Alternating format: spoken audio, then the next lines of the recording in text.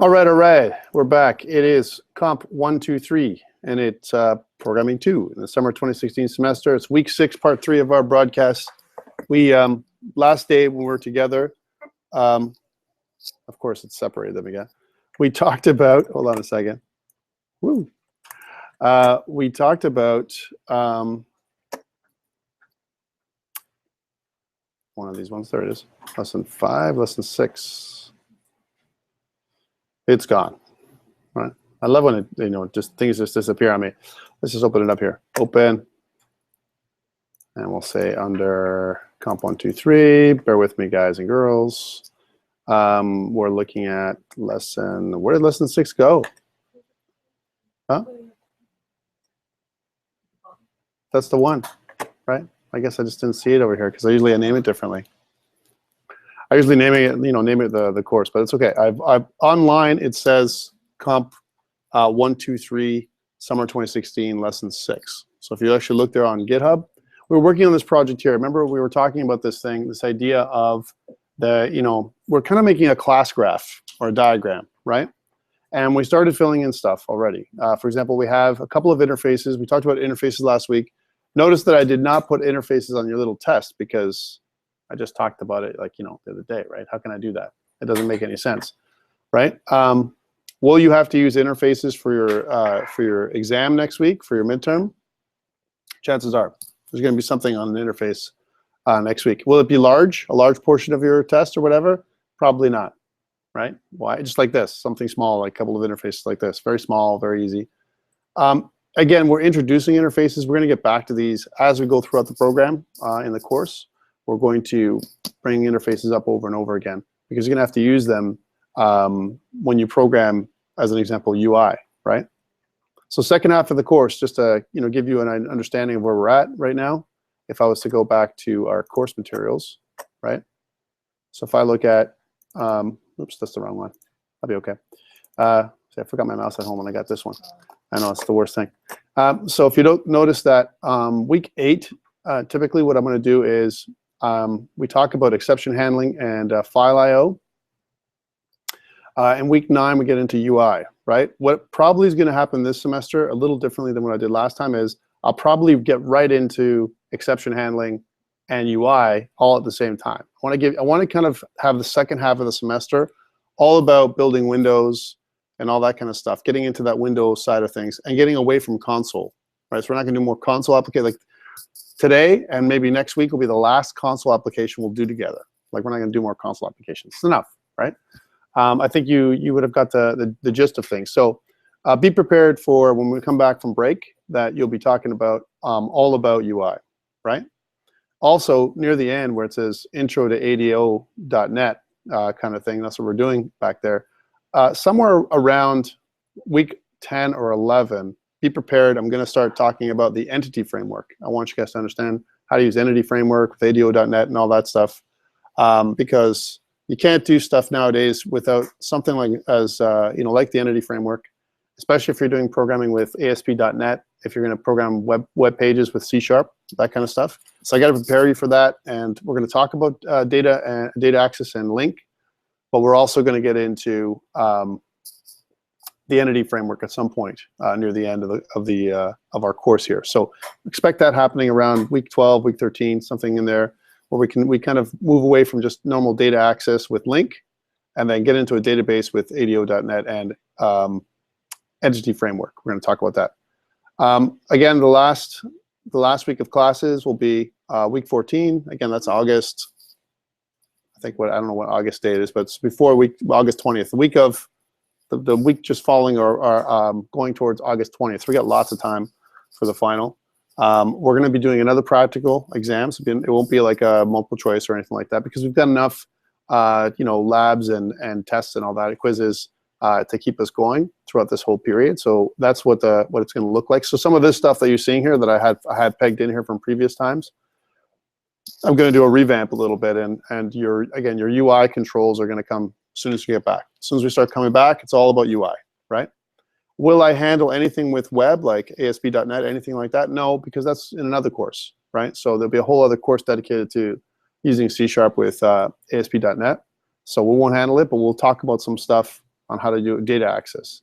I'd like to, this is what I'd like to do, is I'd like to be able to access a database that's live on Microsoft Azure. That would be nice. So you have an actual live database to get connected to. I don't know, however, in this semester if I can work with IT enough so they can open up the ports from a security perspective so I can make it work. Because right now they block all ports for SQL servers that are sitting offline somewhere.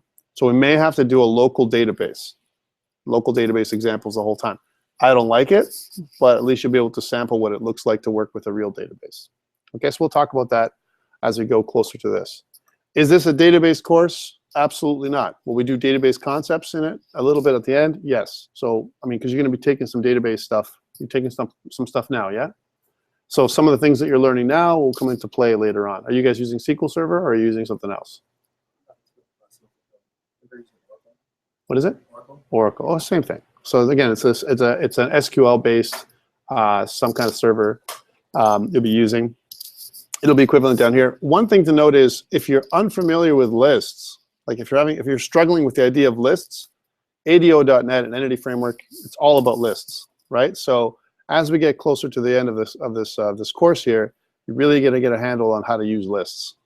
Okay, so just letting you know these are the kind of changes we're moving towards. Okay, but today we're not about that today, right? Today we're about other things, right? We're going to be talking about, again, how to design our little program here we're going to make, right? How you doing, my friend? You're live too. You're being recorded. That's it. So we've talked about this last time. Remember what we do? Once we have a graph like this, a class. If I want to, double click on my game object superclass right now, right? Then what ends up happening is that, thank you, sir, appreciate that. What ends up happening is we wanted to fill it in, and we've kind of done that already. We've kind of put together, what our abstract superclass is going to look like right now, and very basic things that it can do, right? Like turn left, turn right. I actually had pulled up just a way of visualizing for us. Again, we have no visualization here in C#, right? So I want to bring it up from a visualization perspective so you guys can see it. So let me just use Blender. It's an open source program again for visualization. I've got a cube.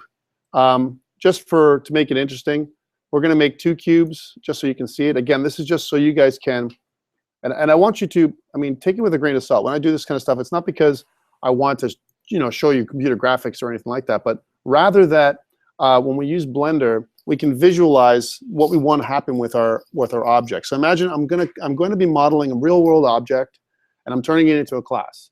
So I got the player class, and I'm going to have an enemy class, right? So just for our purposes, let's make the player class this cube, and we'll color it green. So we're going to go in here, I'm going to change the material type to stay green, and we're going to just change the diffuse color so it's a green cube. There we go. I'm also going to change some of the properties of this thing so it uses GLSL, right, as an example from a shading perspective, just to make it interesting for ourselves. So I'm going to set up this little project for us. And the other thing I'm going to do is I'm going to add in a plane, which I'm going to put underneath the cube and expand it, until there's a little bit of a plane underneath the cube. And we'll give it a material as well. That's it, Rudvik, you don't love me anymore? Take care. And we're going to go maybe make it a brown plane like this right now. Again, how does this relate to computer science?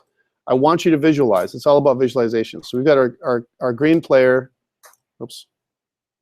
We've got our green player. I'm going to add in a sphere for our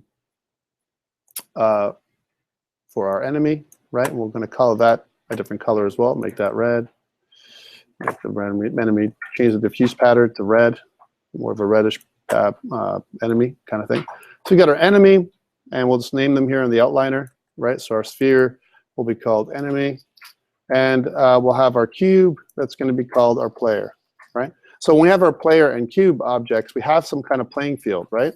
In real life, when we make a game, right, or something like that, we're going to, have our enemies chase us, and like I said before, this describes our behavior. So we have our cube. What can it do? It can move forward and back. It can go left and right, kind of stuff. We're taking it on a top-down kind of access. So we'll look at it from the top as an example, and we'll also look at it so that there's no so the camera changes from an orthographic, from a perspective camera to an orthographic camera. So we've got our enemy object and our player object, and just to recap, the red axis, the red arrow represents the x-axis, the green arrow represents the y-axis. From a mathematics perspective, all we're going to do is move across the x-axis or the y-axis, or a combination thereof, until we do something with the enemy object, right? So that's our game concept. We have some kind of playing field, and we have a couple of objects. One's a player, one's an enemy. There's different kinds of enemies, one that can fire bullets at you, and one that can only touch you, right? And that's where the interfaces come into play, right? So right now, when we look at our generic, our game object here, the game object has a bunch of different things, different properties, or fields, and properties that kind of record what the fields, what kind of data is in there, right? So that's kind of our game object. We also have, I'll wait till this thing finally updates. We also have, as we talk, a couple of different enemies. One is a shooting type enemy. So here's our shooting enemy, right? Shooting and fighting. Because all enemies and all players can fight because they have the eye touchable interface built in, right? You have a shooting enemy and you have a touching enemy. And the touching enemy, all he can do is fight with you, right? Like physically, pummel you, right? Or touch you somehow, and that's going to cause damage. And the shooting enemy can, not only can he or she fight you, but they can also shoot you, right? So that's the shooting enemy. So two types of enemies. All right, cool. And let's keep going here so we can kind of preview the example. We also have another abstract class called enemy. An enemy has a couple of behaviors. So for example, when I kind of, the enemy can seek, he can flee, he can patrol. Those are the three things he can do, in addition to all the things that he can do in his original player form. Okay, so here's a question for you guys. Okay, we're talking about inheritance now, so I want you guys to answer. Right, my shooting enemy, does he have an attack property? My shooting enemy. Why does he have an attack property? Victor, you answer. Why does my shooting enemy have an attack property? Say that again? No, but why does he have it? Why? Don't worry about the real things, but why does my shooting enemy have an attack property? Why? Because it's inherited it from my game object, right? So my game object has all the properties. What happened is, look at the arrows, right? So the way it works is the game object is inherited by the enemy, which is inherited by the shooting enemy. So it goes down this pipeline right here, right? Because there's a path that goes from the game object, the generic abstract class, if you will, all the way to the shooting enemy type, right? So that means I can do anything with the shooting enemy that I can do with the generic object. In fact, the player object is very close to the shooting enemy because he can do both eye shootable and eye touchable. The differences between the player object and the enemy object, right, is the fact that the enemy object has additional logic built into his enemy class. For example, they can flee, they can patrol, and they can seek. And enemies also have a morale property, almost like how fearful they are. If they stay and fight with you and they take some damage, if the morale property is low, then they're going to run away if they take too much damage. If the morale property is high, then they'll stay and fight. That kind of stuff, right? So standard stuff we've put into play. I've got two interfaces just to recount here. One of them is the eye touchable interface, and all it does when we make an interface is we just define the signature. This is just the signature of the method. We don't define the method body in an interface. We don't do that. So here's the signature. And now this means that I must have a fight method in any class that I implement this interface. So here are my words. I implement an interface. I extend the class, right? So I'm implementing this interface, eye touchable, and it's being implemented by both the player class and the shooting enemy class. Both of those classes are implementing the eye touchable and the eye shootable interfaces. Okay? Make sense? So for you guys, when you do your abstract planets assignment 3, which is due when you come back from break, right? You have your planets. Let's just bring that up for a second to relate to what we're doing here, right? So I'm going to put up the planets, right? So here's your abstract planets. So I want to go over this. How would I do this one? If it was me, and if I got this assignment from a professor, how would I approach it? How would I start? I think that's one of the biggest problems people have, students have, is they don't know where to start. Well, start with the darn diagram, right? Get the diagram, put all the fields in place, put all the methods in place, make sure that it, I has moons and I has rings. Those interfaces are defined. What are they? Probably something that has moons and has rings, like those two methods, right? Put them into place, and then start creating everything that you need to do. Okay, now we need to test our player, and we need to test our enemy, right? Right now it doesn't do anything. They're just stubs. All we've done is we've created a skeleton for all of our classes and methods. That's all we've done. There's just a skeleton there, and now we're going to fill it in with something that makes sense. All right. So really flesh out this example, right? So, I mean, let's flesh it out within the programming class, the program driver class. Now we have a program driver class right here. I could certainly include it in our diagram now. If I kind of pull this in, here it is. And I can scroll down. I have lots of room in my diagram. I can put it here. By the way, you can print your diagrams. You can copy and paste from your diagram into documents if you want to make documentation or whatever you want to do. Right now, all we have, if you notice for my driver class, this is the program class right here. All we have right now is the main method, right? And I want to add in a method that when I run it, when I run my main method, it stops my console from going away. What's the easiest way? I want to write a method called wait for any key. All right, wait for any key. That's what it's going to do. So I'm going to wait. How do I write a method like that? Well, first let's make that method. So I'm going to add a new method.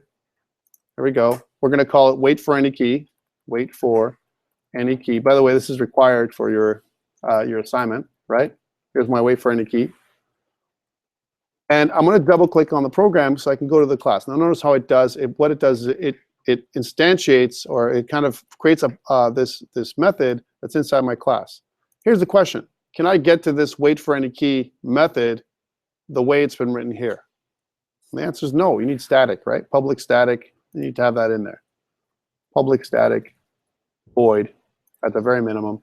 This one is static. If you want to make this public static, you can certainly do that. You can make this a public class if you want to ever test this class, which is probably something you want to do by adding the public access modifier.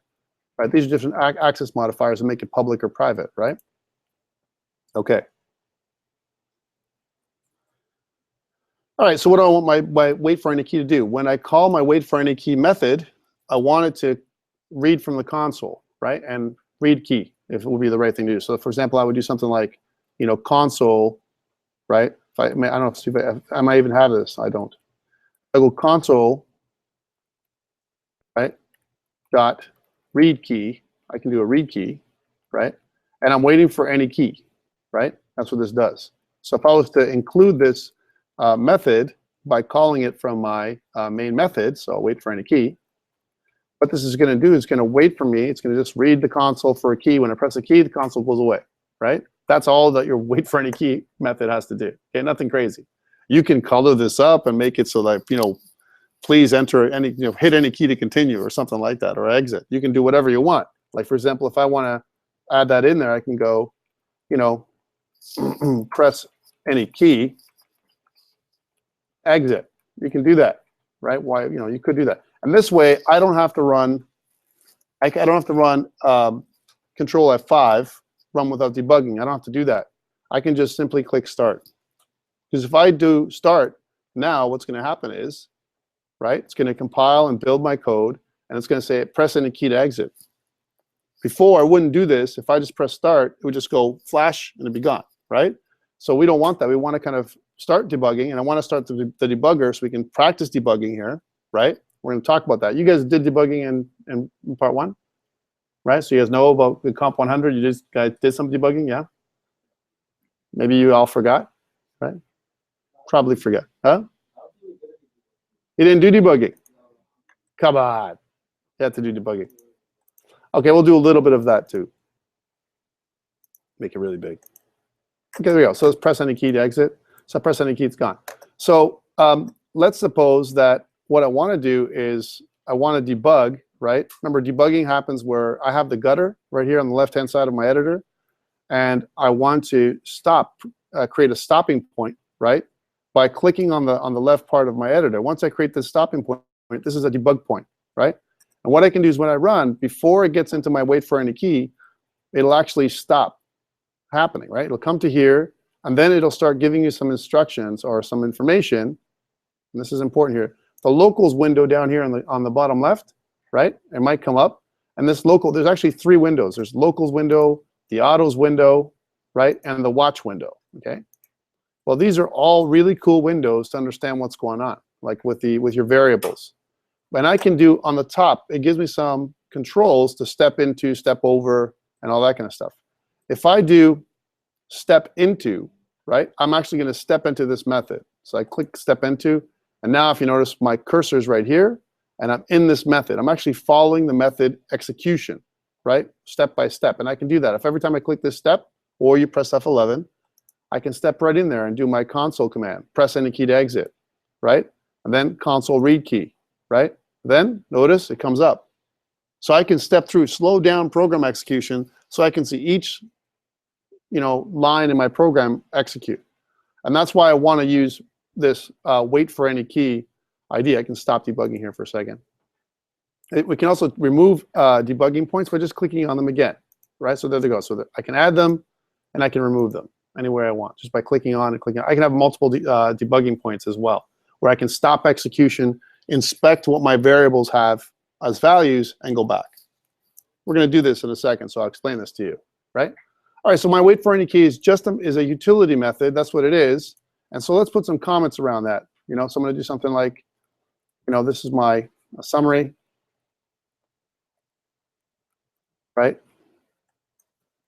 So utility method to wait for a key press from the user.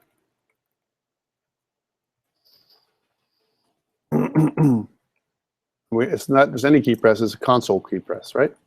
We're waiting for a console key press from the user, and then it stops, right? If you were going to define what this thing is, we're going to say at method, which is wait for any key.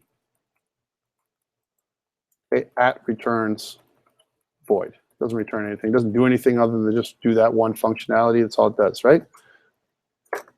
And we can continue coding and everything else this way. I'm not going to go too much into commenting details right now just to save time.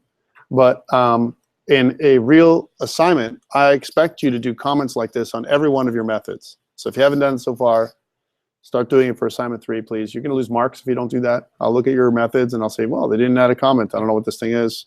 So you lose a mark for comments, right? Also, at the top of your project, remember we talked about this, you should kind of put some remarks about who you are.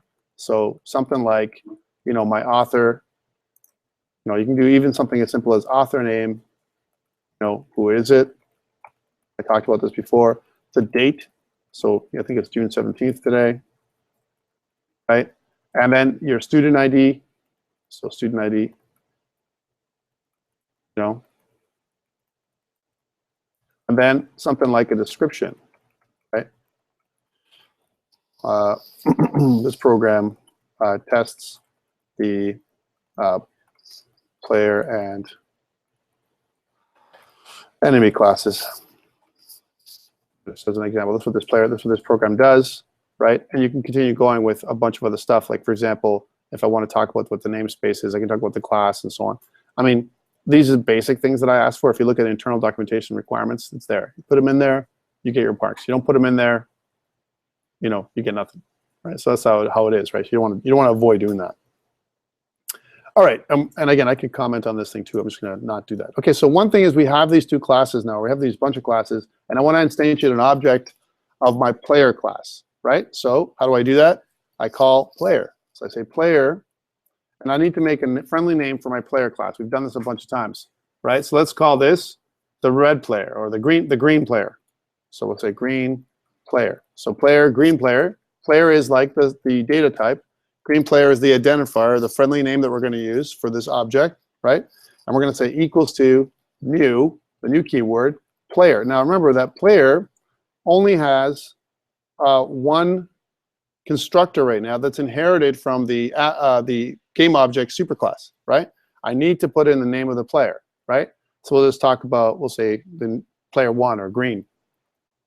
Right? We can put anything we want, something that satisfies the requirements, right? There we go. That's our player.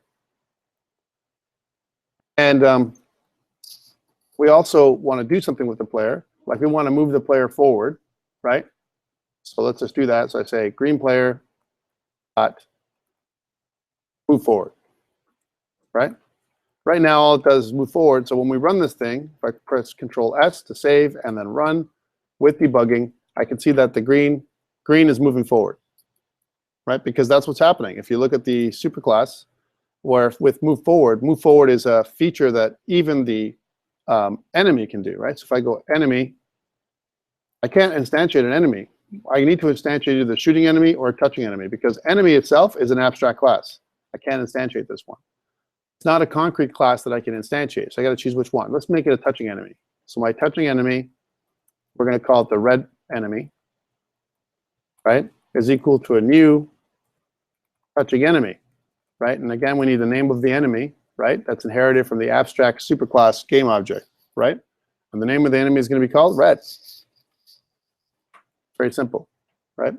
Now I want to move the red, my red enemy. I want to move him, right? Move. I can do the same move forward. I want to move him forward as well, right? And when I do that with my move forward, it's like my green player move forward, my red enemy moving forward. As an example, both of them are moving forward, right? Forward means the same direction. Here's one thing I didn't do. Do I have a facing for the enemy? What does forward mean? What does forward mean depending on which way I'm facing? Do I have a facing, right? Like a direction, if you will, right? I need to have a direction in order for me to move, right? Right now, I don't know what my direction is. I need to define that, right? So that's something where I need to go back to the original abstract superclass and put it in as a property, because I'm missing it. Remember we talked about how we make classes. Well, now this is a problem. This is going to affect all my subclasses underneath my superclass, right? Because I've made my superclass, right? So now I have to go and fix it because I'm missing something. I'm missing a direction, right? In fact, I've got to be able to, when I change direction, it's got to keep track. Let's see what I get for output. Right now, my output's pretty poor too. I got to fix this up. Like for example, maybe in my console log, I probably, or my wait for any key, I probably want to put in another console write line that kind of just does, you know, some kind of decoration. So it's not totally boring, although it's still quite boring, right? And then maybe some kind of empty, you know, console write line command. So I'm just going to put a couple of lines in here, just so that way it's a little better. And if I run this thing now, right, you can see that I get green is moving forward, red is moving forward, press any key to continue, right, or to exit, right? So I hit a key, it goes away, and all that stuff is golden. All right, well, so I'm missing something. I want to go back, and I can do it two ways. I can look at my diagram. Let's go put that over there. I can look at my diagram for a second, right? Notice that my method wait for any key is down here. It's void. There's no other details. But in my game object superclass, I'm going to go back there, and I'm going to add some more stuff. Now, there's two ways I can do it. I can do it programmatically, like going in and do it by myself, or I can put in a field, right? Which I'm gonna, and I can do it two ways. I can put the field in here by right-clicking and adding a field, right? So I can do this, or I can also look at my my class details, right? Here's my class details. I can pin this one. If you don't have this class details window, again, you can go to View, Class View, or Class Details, and pull it up. Right? It's in there. It's one of the windows. I think it's probably under Other Windows. Class. Here it is. So you can actually, if you don't have class details, you can pull it up. All right. So what does class details do? If I click on a class, right, it gives me all the class details in. Again, it's visual, so you see everything here, and you can modify their access modifiers. You can add summaries for each of your objects. We did this before, right? Let me pull this up even more so you can see it. So this is my game object superclass, and I want to add a field. Right, so I can add a field right here. See where it says add field? I could do that, and I'm going to call this as an example. This is more accurate. I'm going to call this direction. Right? Okay. Direction. What kind of data type would that be? If I'm really looking at a direction, right? Should it be pointing? There should probably be something else involved, right? I'm just trying to think here. We're making this game up from nowhere, right? So for me to know what my direction is, I have to kind of calculate my direction, right? My direction's got to be here's where I'm at. I need to have a position. Uh-oh. I need another field, position. So I need to have a position for all my players and objects, right? We talked about the battlefield, the brown plane we have here. This is a brown plane. We have different positions here, right? I've got a position for my my player, and I've got a position for my enemy right now. But I'm not recording it anywhere. And if I'm not recording it, it doesn't exist. So I got to put that in too. So I need a position, my current position, and then where I'm looking, right? So that's the direction that wherever I'm looking, my facing, if you will, or whatever, gives me my direction. So I need a couple things here. So I'll put my direction there. I'll leave it as a stub. We're going to change this up in a second. But I also need a position property, or at least a field. So let's put that in there too. So position. Lots of details as we go for. Now, is my position a type integer? No, it's a custom type. I don't have that yet. It's an X and Y coordinate, right? In two-dimensional space. In fact, if anything, we can call it a vector, right? Let's make a VectorTo object, right? VectorTo would be X and Y coordinates. Vector3 would be X, Y, and Z coordinates, okay? So I want to make a VectorTo object. I'm going to define something called VectorTo. That's going to be my new class, right? And I'm going to use class composition to make my position a VectorTo type, okay? How do we do that? This is where it gets more complex, but that's where the diagram helps us. So I'm going to pull this down for a second. And here I'm going to add in a new class. Let's just get rid of this so we can make the diagram bigger. Here's a new class. I'm going to add a new class here, right? And we're going to call this class VectorTo, right? VectorTo. The reason why I'm calling it VectorTo is because it's going to hold two coordinate points, an X coordinate and a Y coordinate. What types are they going to be that I'm going to hold? They're both going to be floating points, floating point types. So because I can go, my position might be 3.2, X is 3.2, and my Y coordinate is 4.7, right? So it has to be X and Y coordinates of vector type. Okay, so I'm going to kind of put them in. Here's my VectorTo object. In my VectorTo class, I'm going to add in two fields of their own, right? One of them is going to be the X coordinate, right? We'll talk about what that is in a second. Now, and the other one, I'm going to fix this up in a second. Here's the notation, right? And if I add another one, here's another field. I want to make this Y. And what if I wanted to make it, like, actually type it as float? Can I do that right here? Is that possible? No, I can't, right? It doesn't allow me to do that, but I can change it later. So here's my Y coordinate is this. And now that I'm working with this vector, because I've got this class clicked, when I go down to class view down here, VectorTo object, notice that I have, it's context sensitive, this class details view. And I can see that I'm working with something we call a VectorTo object, all right? Now, I don't have any properties yet. I'm going to make those properties, X and Y. So I want to be able to access the X and Y coordinates, right? Okay, so X and Y. What are the types? Float. So let's type that in. So we have a floating point type for both, right? There's floating point types for those X and Y coordinates, and it keeps track of just X and Y coordinates, almost like points in space. Okay. So far, it doesn't do anything else. Just that. Can I add other things to my vector class? Certainly, I can add behaviors if I want to too. Like for example, vector 0. The 0, what would it do if I made something called 0, right? Or origin. I can set the value of my X and Y coordinates to zeros with a method, right? For now, I need a constructor though. I need a constructor method. So let's add one in. In order for me to make it a constructor method, it needs to be called VectorTo, right? It's a constructor method, and it's public by default. Notice how it defines how it's default. I don't have a type. This is the return type as well. If I want to define a return type, I can. Notice that I can add parameters in my VectorTo. Should I have parameters in my VectorTo object? Absolutely. You should take X and Y coordinates, right? Or else it's useless. So I'm going to do that. I'm going to say one of them is X, and another one can't be a string. It's going to be a float type. And the other one is Y, which is also going to be a float type, right? X and Y coordinates, right? And then what's going to happen inside my my constructor, we're going to do this in a second, is we're going to assign our values to our fields. But we're going to do that through some kind of property, right? So we need some properties to add in there as well. on the left, see this little thing here. We can go do things like new field. I can also add a new property, right? A new event, a new constructor, a bunch of other stuff in here as well. Let's add a new property, right? And my new property, it's a little branch that comes up. It's going to be named X, but we're going to make it lowercase x this time instead of like uppercase X to make it easier for us to access, right? So we want to know what it's going to look like. So X, and again, it's going to return a float, right? And we're also going to do another property called Y, and it's going to return a float too.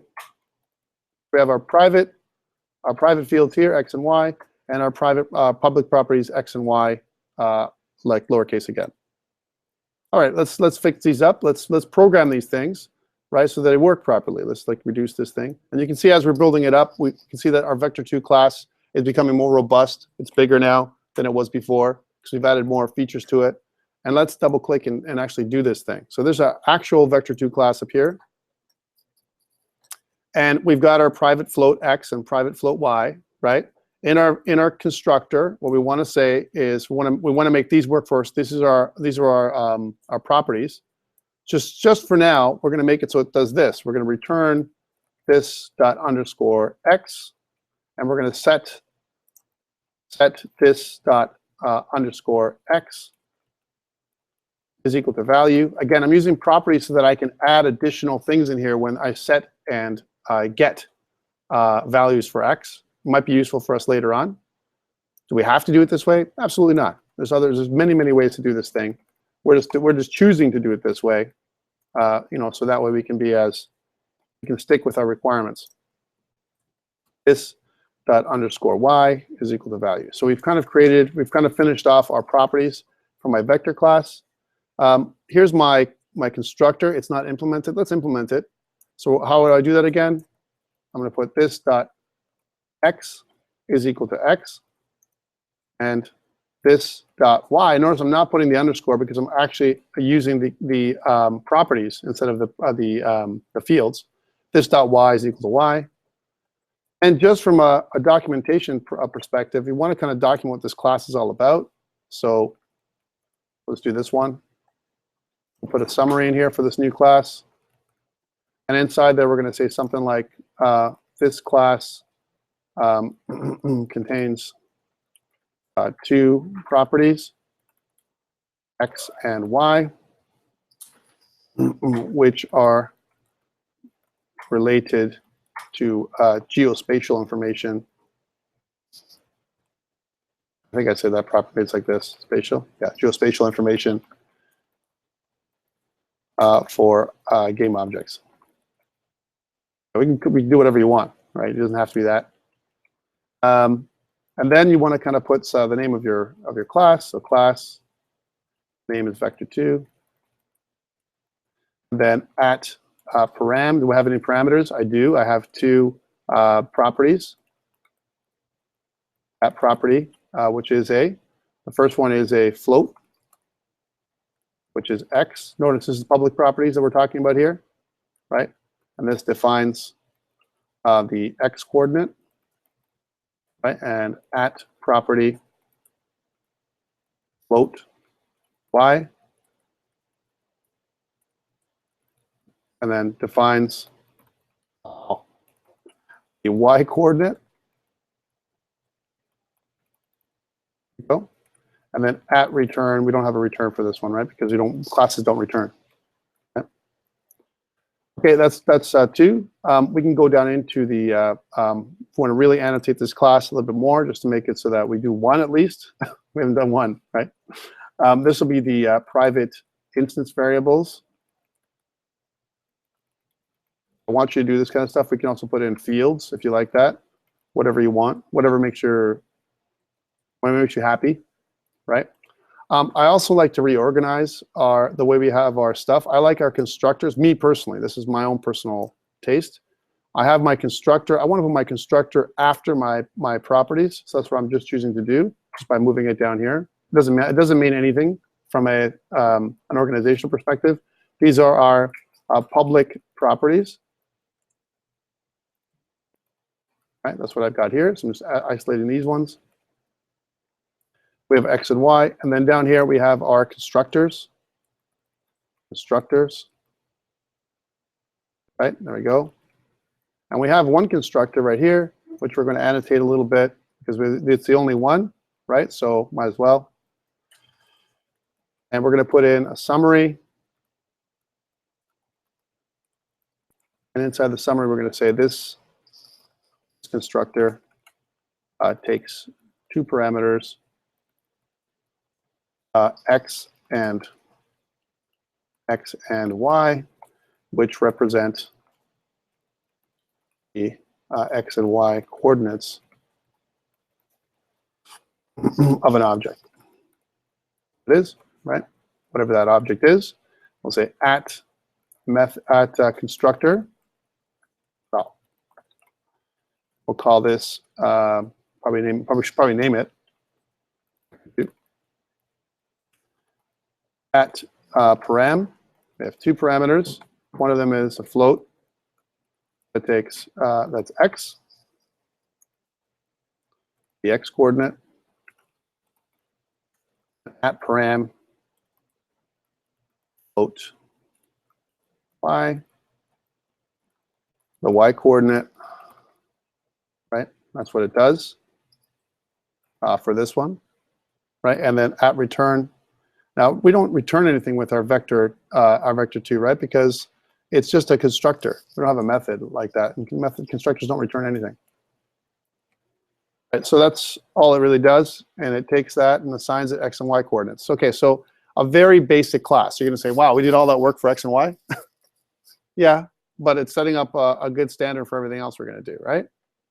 Should I put my name and student number and all that kind of stuff in this thing? You know what? Good practice is you should, right? And it's nothing wrong with doing something like this, because this is our, we can also put in a version, you know, if you want to really go crazy, which is probably what I want you to do, something like, you know, initial test version,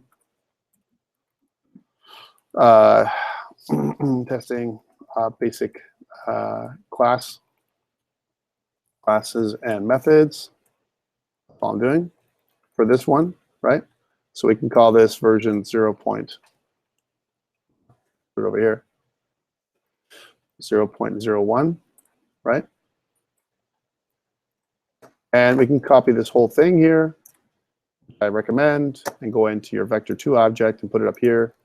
Now this doesn't make any sense, right? Because a description is this class.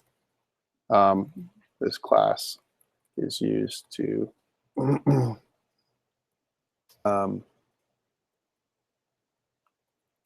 describe x and y coordinates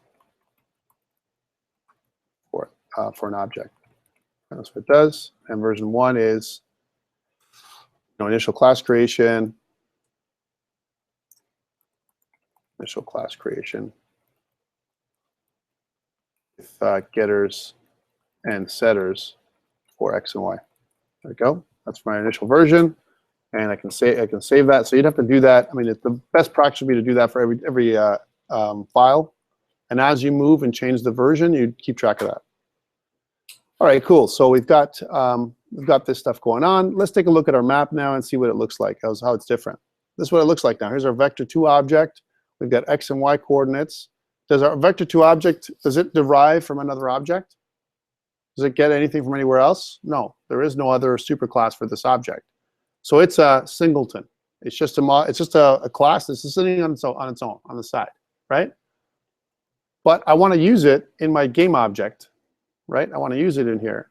And what I want to do is I want to make it so that I use an object, like I have position, and instead of an integer, I want it to be a VectorTo object.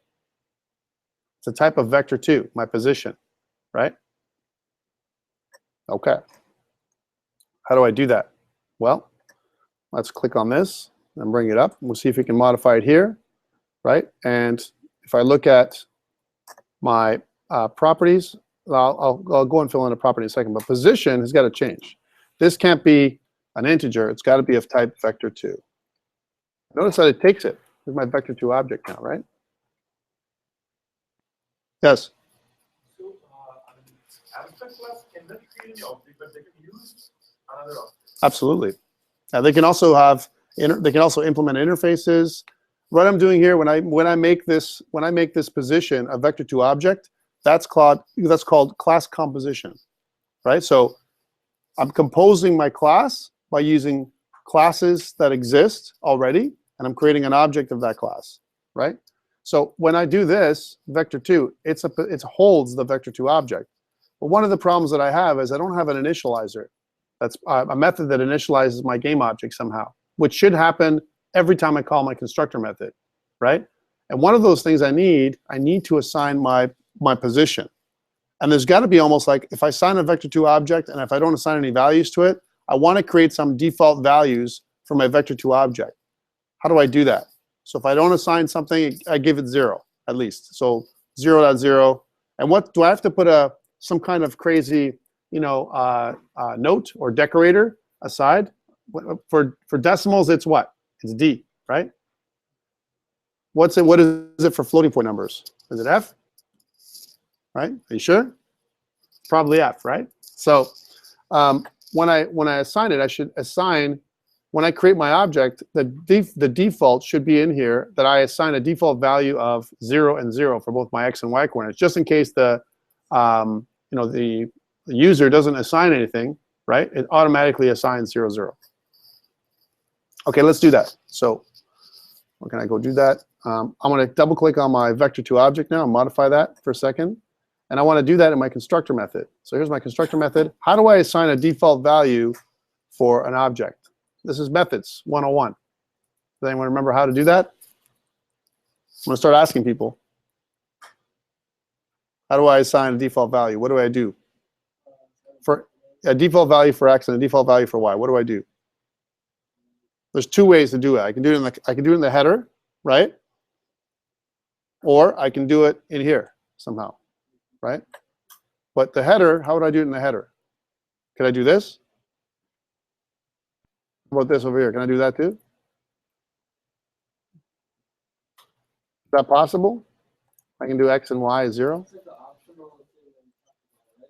Yeah. What if I do this?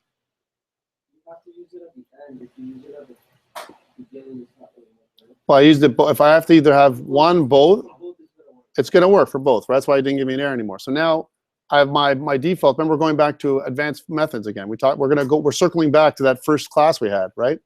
Which is advanced methods. And advanced method says I can put a default value for x and y, so at least it's 0, right? Okay, but what if, I'm just putting it out there to you, right? What if I want to be able to assign some basic values, right? Some basic values to an object. Like, for example, I want to go vector2.0, right? I want to 0 it out, right? That's a method, right? So I can add that in there. I can do something like, these are public methods. My vector2 object. I'm giving it some more power. This is where it's not just x and y coordinates that I can do, right? But my vector2 object can also have a 0 function. So public void, it's not going to return anything, 0. And what we're going to do is, when we use the 0 method, right, what it's going to do is it's going to set my x and y coordinates to 0.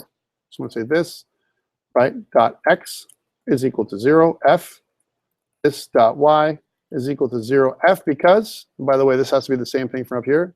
You should probably set them to 0, f, just to be accurate. You don't have to, because it's 0. 0 works either way, right?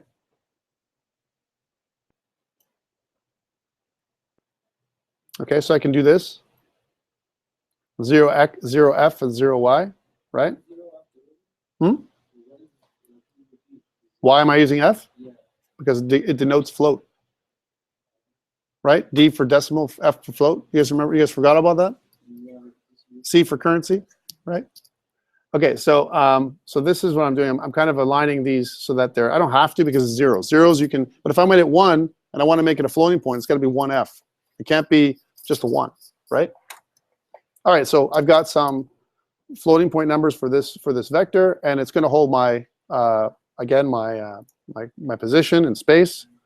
Now, let's go back to my abstract class for a second, and if you notice, I've got a vector2 position, right here it is, but is this object defined right now? No, just like these ones aren't. There's nothing initialized here for attack, defense, lives, name, speed. I got to initialize something, which means I need an initializer method, some kind of start method or initialize method that does everything. And it happens automatically for me, right? Why? Because when I create an object, a player or an enemy, automatically I should have some default values for enemies and players, and they should all be probably zeros.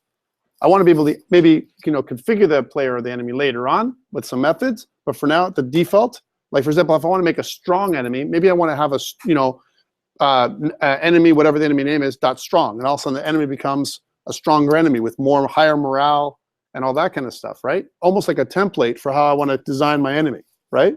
Same thing with my player, but everything here should be zeros at the bare minimum, right? That means that I need an initializer method to do that, if that's my concept, right? I'm just trying to visualize my game here, right? So all this stuff here, public, public, public, all this stuff here is, each of these things in my abstract method, these are all properties. So let's just do this. So this is my public properties. We can have all the same stuff we do in all of our classes, right? And now I've got my one constructor. I'm going to move this one down. Doesn't matter where I have it in my files, but I definitely want to have it before my methods. So here's my constructor. I want to put this up here and say constructors, right? Because that's one of them. These are my public methods down here, right? Again, I'm just annotating here, right? So that I know when I look at my class what everything is. Hey, if I didn't look at this for a month, I may forget, right? And this obviously is my my private instance variables.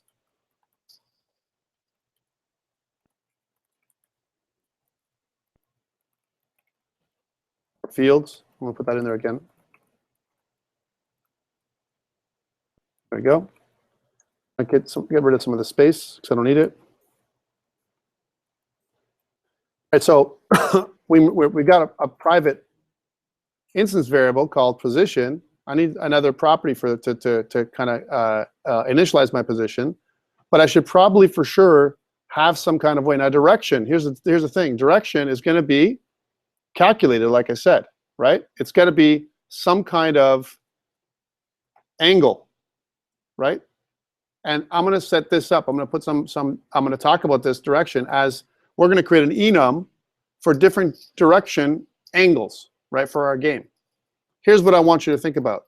When I look at true north in the game, right, because remember our directions are going to be from 0 to 360 degrees, right? I can look in any direction, starting off at the top. And as I go towards the right, as an example, right, if I go 0, 0 should be either some kind of direction. And I'm thinking it's probably going to be east in computer games, this way, right? And then what I'm going to do is as I go to the left, that's what happens. It goes from 0 to 90 to 180, and then from 270, and finally 360 or 0 again, back to the other way again, right? So I need to have some enums for my direction. So it can't be int for my direction for a second. But again, direction is going to be calculated based on, right? It's going to be calculated based on my vector, my initial position, and where I'm looking. Where I'm looking means what I'm looking at. What I'm looking at, right? So what my facing is, position and facing. That's what's going to kind of describe my direction that I'm moving in, right? So I need another one. I need a private, we're going to call this thing a VectorTo Object, right, called facing. So what's my facing? What do I mean by that, right? Let's draw it out so you can understand. Because I have one thing in my head, and you have something else in your head, right? So here's my player, right? If my enemy's over here, right, and let's suppose where the green arrow is, that's my facing. Which way am I facing? I'm facing up, right? Well, remember what we talked about. Over here would be 0 degrees. Here would be 90 degrees, right? And over here, if I wanted to face, my enemy, I'd have to rotate, right, this way, right? So I face this way. Right? This is my facing. If I don't do that, right, then my facing is going to be over here. So whatever my facing is, if I want to move in this direction, as an example, I've got to change my angle, my facing, to whatever that direction is going to be. The direction is going to be an angle. Now, again, you can hold it in degrees or radians or whatever, right? But for now, our direction is going to be over here, right? this is my facing. So whatever my facing is going to help me calculate my direction. And my facing is going to be a some kind of something that I'm looking at, right? I could also call it look at. I could call it looking at. I'm looking at a particular object, right? And then in space, and I can get my facing from that. How do I? And I'll show you the degree, the calculations in a second. All right. So if I'm facing or I'm looking at this object, right, it has an x and y coordinate, right? So therefore, my facing is going to be another vector2. Okay. Yeah. The vector 2 that we said x and y position, right? So how you're going to show us how to calculate it? Yeah. So how did you just get the number of that? What? It's taken off? For to calculate stuff? Yeah. God no. Okay. We gotta do it ourselves, right? All right. So again, I don't want to lose you guys too much. We'll take a short break in a second. But so facing and position is going to make direction, and direction is going to be an angle, which means direction's got to be a floating point number. Right? That's what it's going to be. Right? Some kind of angle. We're going to call it an angle in radians or degrees. Let's just use degrees. Angle in degrees. In real life, it'd probably make it radians. Right? But for now, it's not going to be radians. It's going to be degrees. Okay. And this is position. Just to define what this is, you know, position in two-dimensional space. And we don't know what, but in two-dimensional space means on a particular plane, right? Facing is another position, another where the game object is looking at in two-dimensional space. We can make some defaults for this as well. Right now, if I create a default vector2 object, it's not facing anywhere, right? Because my position, my vector2 by default is 0, 0. So it's looking down at itself right now. There's no position. The direction is 0, which means east, right? And we got to define these directions as even though they're a floating point number, I can add in some enumerations to help us later on. But for now, let's leave them like this. So I need these three variables that we're using as private instance variables. I need properties for them. So again, we can create it with our object, our design. You'll see where I'm going with this in a second. I know it takes a little bit of time to set up, but you can see how much more complex this class can be as we keep on thinking about real-world utilization of it, right? So let's do this. Let's add a couple of things. I need to add two properties. So here's a property. I want to call this property position, right? And we're going to change the output of this property in a second. And we're going to make another property called facing. What is it facing, right? And we're going to make another property, right, called direction. Which direction is it moving, right? It's going to be a calculated value. Right now, the direction is going to be 0, right? All right, lots of stuff, as you can see, going on here. Okay, now I need this stuff that we're going to do. Let's add in, let's modify the thing that we're looking at. And if you notice that we have some properties here, we have direction. It's going to be a float. That's what's going to return. Our facing for our property, that's definitely going to be a vector2 object, right? And our position is also going to be a vector2 object, right? That's what it's going to be that we've defined. Save. Okay.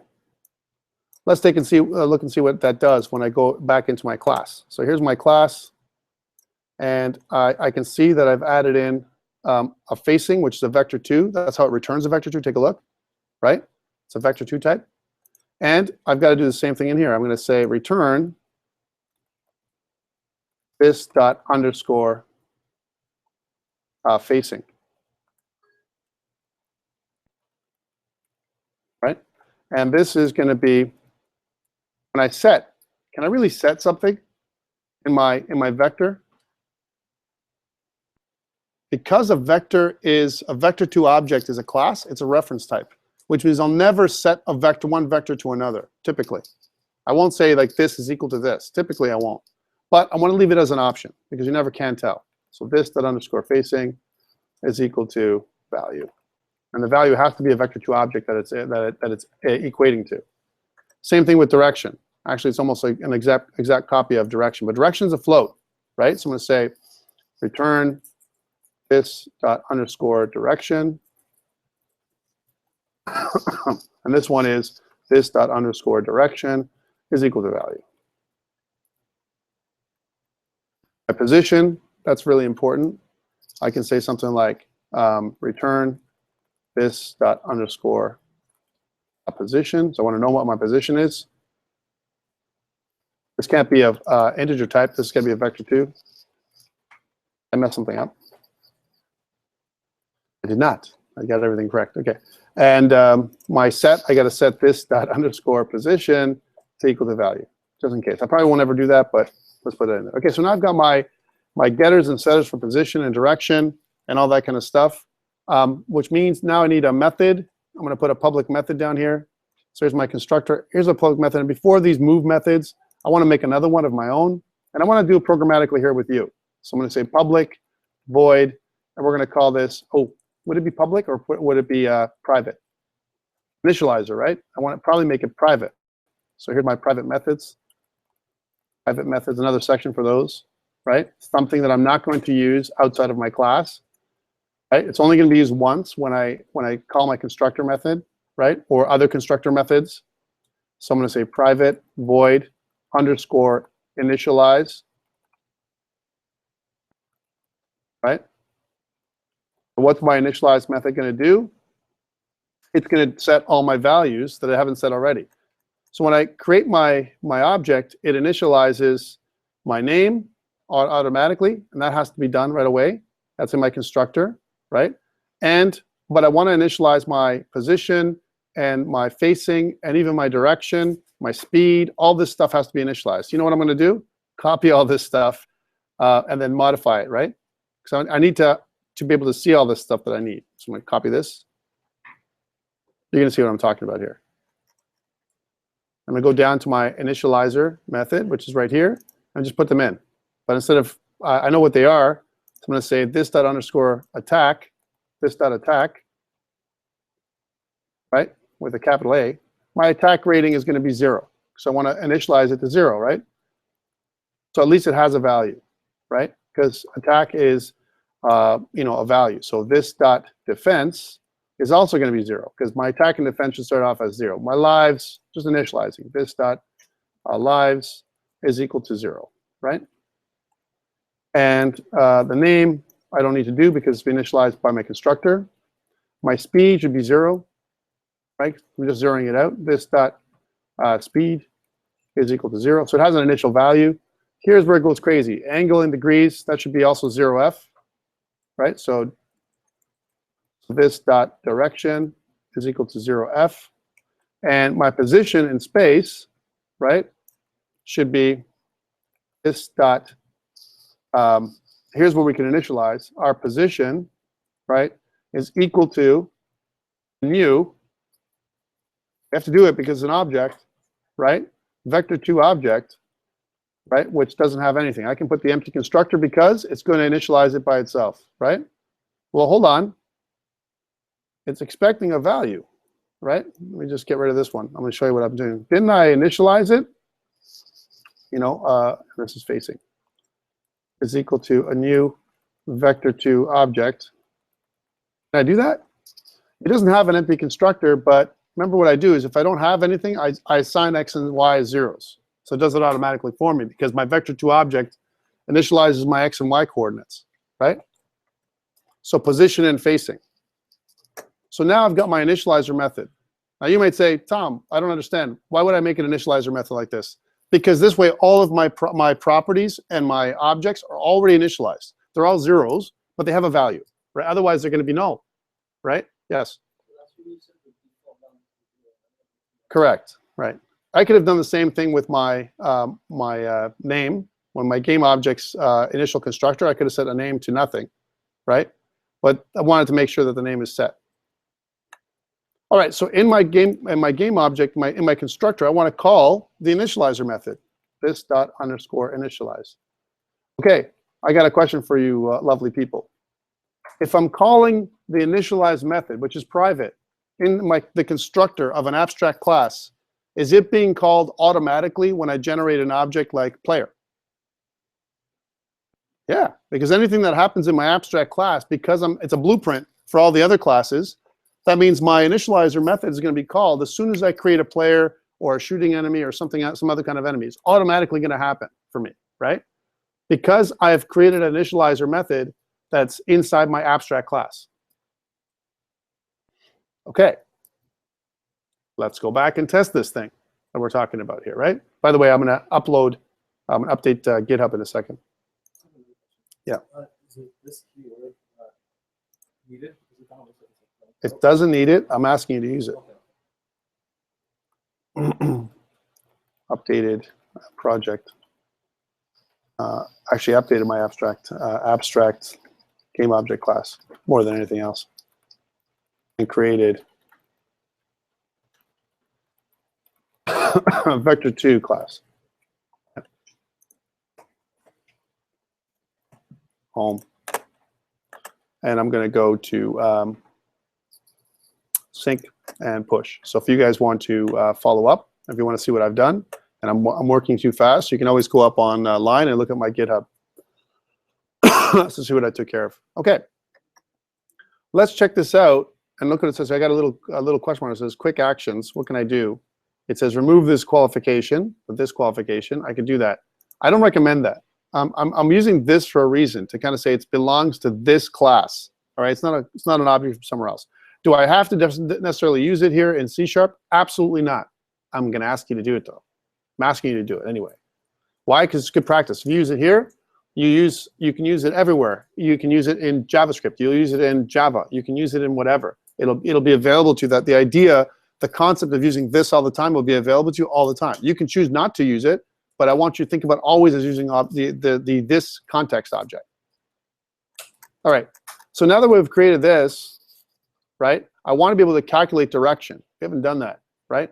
How do I calculate direction?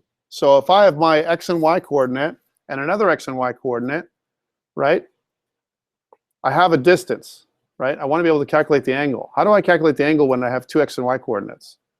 So I have 2 points in three-dimensional space, right? How do I calculate the x and y the angle? Look it up, right? So calculate math, right? Calculate angle between two vectors, right? Find the angle between two vectors, identify the vectors, write down all the information, and then it's going to be something like a squared plus b squared is equal to c squared, Pythagorean theorem, right? So let's find this out.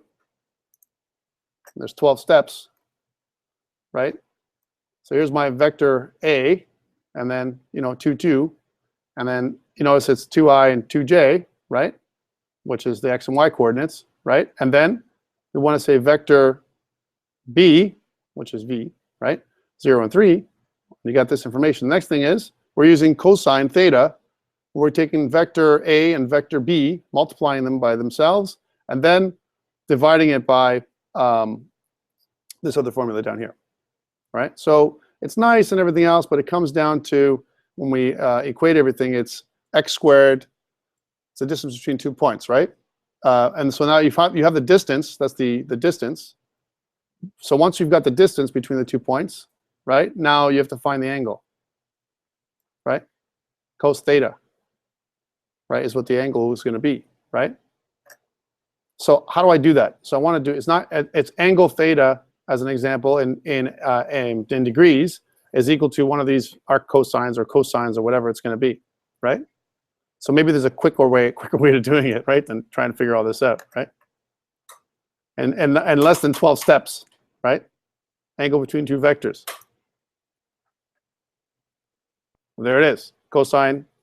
And now don't look at the u's and v's, right? U's and v's are a's and b's, right? So I got my vector A and vector B, and I just want to find the distance between the formula. So it's the square root of So it's x1, or basically what it is x1 minus y1 plus x2 y2, right? That's what it is, right? Over you know, the formula, and it's going to be this. That's the cosine A of it.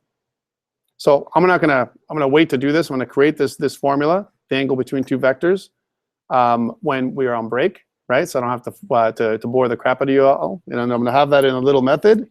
And when I'm gonna say calculate the direction, I'm gonna call the calculate direction method, and it's gonna calculate the angle between my vectors. Now, because they're exactly in the same point in the beginning, the angle is gonna be 0 because they're in the exact same position, right? There is no angle.